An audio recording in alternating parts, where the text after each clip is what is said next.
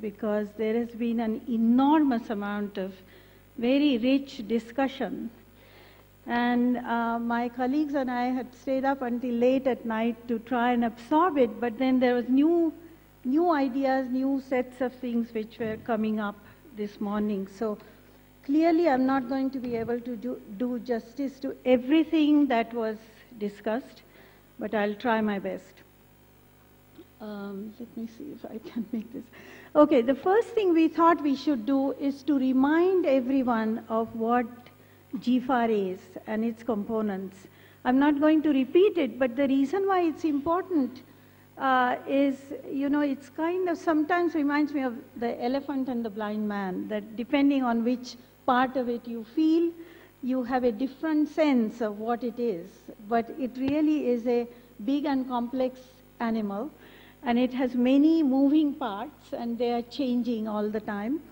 And we just want all of us to remind ourselves that GFAR is a platform which is very inclusive, and that's the main idea I wanted to leave with you.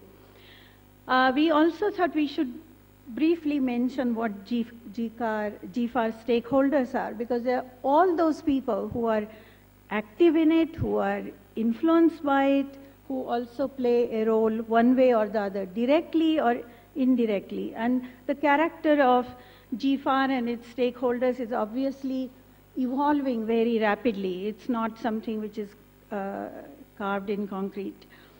And then GFAR Secretariat is basically to play a role in facilitating this very complex process. I have often said I think all of us have a tiger by the tail.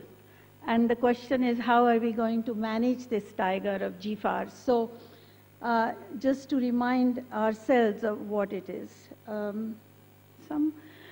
Another thing I wanted to just mention was to remind ourselves of what agriculture is. And in a way, it's very much like what happened with GFAR. I think people have a different perception of what agriculture is. And again, it's very inclusive.